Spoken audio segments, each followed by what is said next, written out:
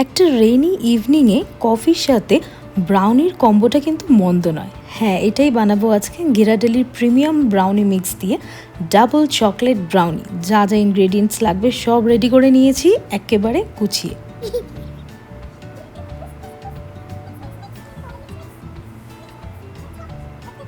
হাসি মজা অনেক হলো। এবারে প্যাকেটের ইনস্ট্রাকশন অনুযায়ী ওভেনটা প্রিহিটে বসিয়ে দেবো 325 ডিগ্রি ফ্যারেনহাইটে।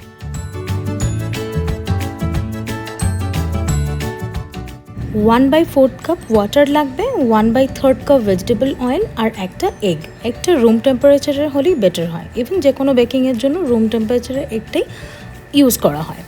তো সব কিছুকে একটা গুছিয়ে বড় মিক্সিং বোলের মধ্যে নিয়ে নেব। আমার মনে হয় তুমি ভেজিটেবল অয়েল ছাড়া অন্য কোনো ফ্লেভারলেস অয়েলও অ্যাড করতে পারো, লাইক কোকোনাট অয়েল আর অলিভ অয়েলটাতে তো একটু কড়া গন্ধ থাকে, তো ওই দুটো বাদ দিয়ে আমার মনে হয় ক্যানোলা অয়েল, পিনাট অয়েল এগুলোও অ্যাড করা যেতে পারে।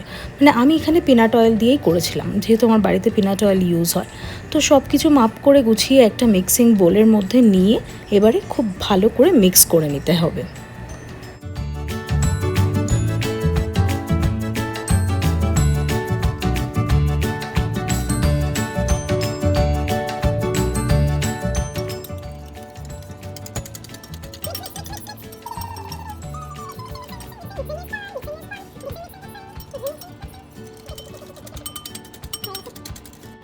ওয়েট ইনগ্রেডিয়েন্টসগুলো মিক্স করে নেওয়ার পর এবারে প্যাকেটের এই ব্রাউনি মিক্সটা এবারে এটার মধ্যে অ্যাড করে দিতে হবে। পুরোটা কিন্তু একবারে অ্যাড করব না, তাহলে কিন্তু টোটালটা মিক্স করতে অসুবিধা হবে। তাই হাফ প্যাকেট করে আমি অ্যাড করে করে ওয়েট ইনগ্রেডিয়েন্টসটার সাথে মিক্স করতে থাকবো।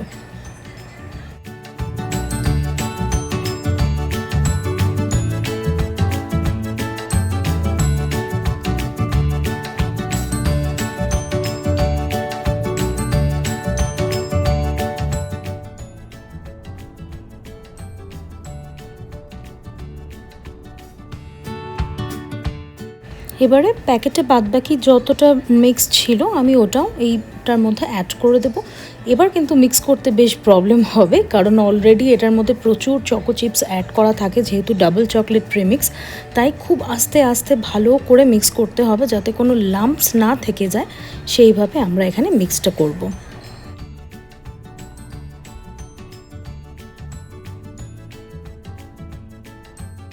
আমার মতো তোমরাও কারা কারা চকলেট লাভার আছো অবশ্যই আমাকে কিন্তু কমেন্ট করে জানিও। ফাইনালি কাট অ্যান্ড ফোল্ড মেথডে ভালোভাবে মিক্স করে নিয়ে এবারে যে প্যানটাতে আমি বেকিংটা করব সেটা গ্রিস করে নেওয়ার পালা। আমি এখানে 9 ইঞ্চ মেটাল প্যান ইউজ করেছি, তোমরা চাইলে গ্লাস বেকিং প্যানও ইউজ করতে পারো। আমি এমনি পিনাট অয়েল দিয়ে প্যানটা গ্রিস করেছি, তোমরা কিন্তু এখানে বাটার বা ঘি ব্রাশও করতে পারো।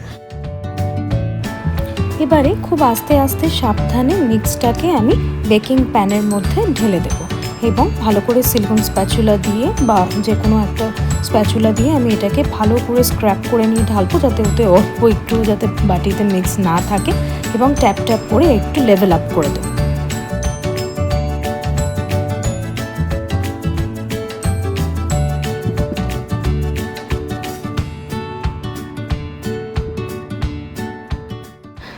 9 ইঞ্চ মেটাল প্যানের জন্য 39 to 43 মিনিটস লাগবে বেক হতে। আমি যেহেতু 9 ইঞ্চ মেটাল প্যান ইউজ করেছি তাই ফার্স্টে 30 মিনিটসের জন্য বেকিংয়ে বসাবো।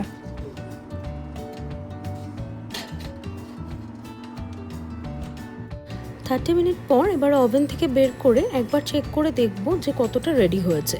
তো একটা নাইফ দিয়ে বা উডেন স্কিওয়ার দিয়ে বা টুথপিক দিয়ে চেক করা যেতে পারে। সাইডটা দেখেছিলাম হয়ে গেছে, কিন্তু মিডলটা একটু কাঁচা রয়ে গেছে, তাই এটাকে আমি ফার্দার আবার 5 to 10 মিনিটসের জন্য বসিয়েছি।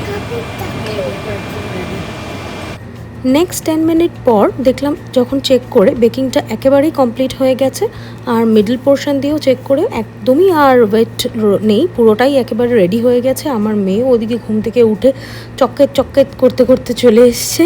তো এবার কাটিং করে নিয়ে ওকে একটু টেস্ট করতে দেওয়ার পালা। আমরাও এবার একটু দেখে নেবো যে কতটা কীরকম লাগছে খেতে, সেই ফাজি চকলেটি ব্রাউনি টেস্টটা হয়েছে নাকি।